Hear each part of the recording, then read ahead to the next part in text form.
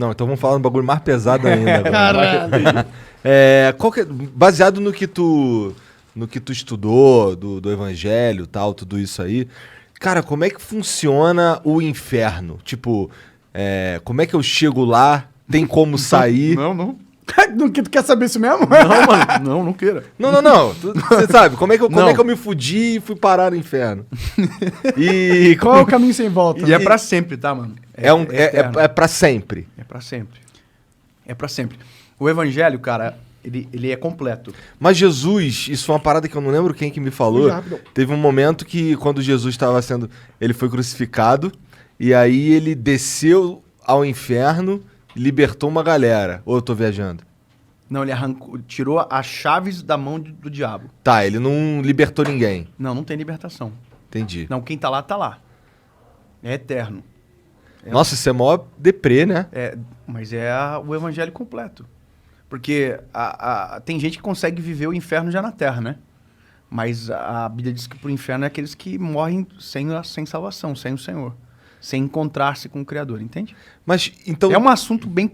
Assim, cara, é bem profundo e que tem muitas nuances teológicas quando se trata sobre isso e que, como a gente estava falando, pode gerar uma confusão ainda maior na internet. Mas, assim, uma coisa que você precisa saber. Existe. Entendeu? Existe. Existe o inferno e se você não entender e compreendendo o evangelho, não reconhecer aquilo, esse é o final. Então existe, mas assim... Porque o antônimo disso é o céu, né? E para a salvação, a Bíblia diz que eu preciso confessar e crer. Entendeu? Mas existem eu espero que existam algumas exceções. Por exemplo, uma criança... Existe. Uma criança da Somália... Existe. O índio. Nunca o evangelho chegou até ele. É ignorância, é o tempo de ignorância. A Bíblia diz, como ouvirão se não há quem pregue? Pronto. Então, existem os pregadores pregam. Mas no lugar onde um pregador nunca chegou, onde o evangelho nunca chegou, eles são inocentes. Entendeu? Pô, mas é muito stonks então isso aí, né? Oi? Por quê? Se eu nasci, sei lá, antes da sociedade ser inventada, eu automaticamente tô no céu. Mas agora fudeu já, né? Agora a gente já ouviu de vários caras. Só essa semana 2 vezes. Não, a gente já era, né? Agora a gente precisa fazer alguma coisa, né? É isso aí. Ô, Jean, tu se fudeu também. Tem um monte de gente fudida aí também no chat. Tá tudo abençoado, na verdade. Mano, aqui, ó. Na verdade, tá tudo abençoado. De verdade. Sem brincadeira. A gente não deseja Deus porque não quer ir pro inferno. Essa compreensão, ela não pode ser aquilo que vai nortear o nosso coração. Mas e a nossa move fé. muita gente. Move muita gente, mas quando você conhece Deus pela perspectiva do medo do inferno, essa fé não subsiste, cara. Vai chegar um determinado momento que a tua vida vai estar tão no inferno que você vai dizer, mano, aqui, lá ou agora, não muda nada. Entendeu? Quando eu era mais adolescente, eu vi uma história uma vez de um pregador que foi à nossa igreja e eu achei fantástico.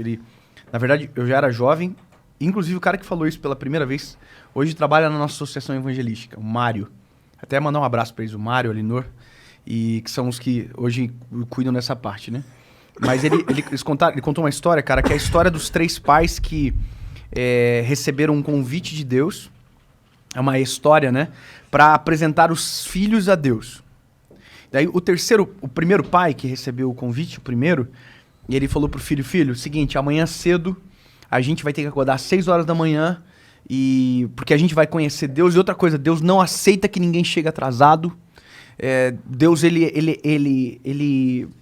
Bom, eu vou acelerar, tá? Pra não ficar muito longo. Concluindo, ele colocou medo no menino. Medo. Quando ele chegou no dia do encontro, que era o dia seguinte, que ele levou o filho até Deus, a história termina o pai falando assim, Deus, esse aqui é meu filho. E ele olha para trás, o filho não está. O filho está escondido atrás de uma rocha porque ficou no caminho. Porque chegou uma hora que ele sentiu tanto medo de Deus que ele falou, cara, não vale a pena conhecer. O segundo pai, ele colocou ativismo no filho. Filho, você tem que fazer isso. Se você não fazer isso, se você não escovar o dente, se você não acordar cedo, se você não sair, vai dar problema, tal. E o menino colocou muito peso. Obra. Você tem que fazer isso. Olha, entendeu? Resumindo, quando ele chegou Para conhecer Deus, o menino estava tão cansado que dormiu no caminho e não conseguiu conhecê-lo. O terceiro pai apresentou Deus da perspectiva que eu acredito que é a melhor forma de apresentar Deus para alguém. É mostrando quem Deus é, mostrando o que Deus fez na cruz do Calvário através do seu Filho, mostrando o amor, a possibilidade de redenção, de salvação, de pecado, de perdão de pecados para quem se arrepende de maneira genuína. Quando você apresenta dessa maneira, aí a história, que é a forma que o pai apresentou, a Bíblia ia falar, né? A história, o menino chega, o pai chega até Deus e diz, Deus, aqui está o meu filho. Quando ele olha para trás, o menino não está mais na parte de trás, mas o menino já está abraçado com o Senhor. É uma história que apenas demonstra que a maneira como que somos apresentados a Deus determina como nós vamos nos relacionar com Ele, ou o que vamos fazer nesse encontro, sabe? Então, por isso que não é que eu não fale sobre o inferno porque eu acredito nele, mas porque eu não quero colocar medo. Não pode ser por medo. A Bíblia diz que o verdadeiro amor lança fora o medo. Se for por medo, cara, não tem amor. Eu não quero. Você também que tem filha, então você não quer que a tua filha te obedeça pelo terror. Pelo terror. Você quer que ela te obedeça porque ela te ama tanto que vale a pena te obedecer. Entende? Não pode ser pelo medo. A Bíblia diz que o temor é um princípio de sabedoria. Ou seja, eu preciso saber os riscos que existem. Eu preciso saber. Mas não pode ser eles que vão nortear as minhas decisões somente. Tem que ser o amor de Jesus. Eu tenho que ter um sentimento muito mais profundo e muito mais importante, sabe? Então, por isso que eu digo, a gente não tem que querer a salvação por medo do inferno. A gente tem que querer a salvação por desejo do céu. Esse é o negócio. Entendeu? E de viver uma vida transformada aqui. O que será que a gente faz no céu? Isso é uma coisa sempre que eu fico pensando. Porque se o céu é o lugar máximo e perfeito, não seria também... para nossa concepção de humano, um lugar bem tedioso e sem possibilidades? Pois é. Eu já ouvi isso já.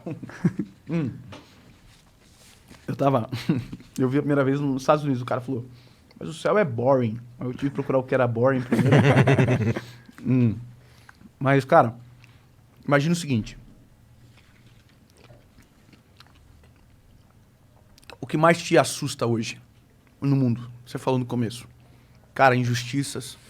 Não é isso que mais fere o teu coração? Não é isso que mais te afastou de Deus em um período da tua vida? Uhum. Então, o céu é um cenário sem injustiça. O céu é um cenário sem dor. É um cenário que é perfeito. Entende?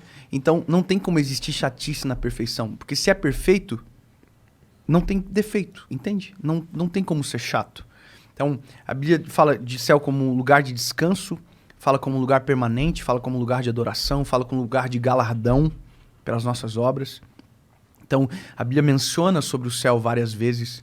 O próprio João, ele tem uma visão do céu, né, e que ele relata em Apocalipse, e que é extraordinário quando ele fala sobre a perspectiva do que ele conseguiu enxergar.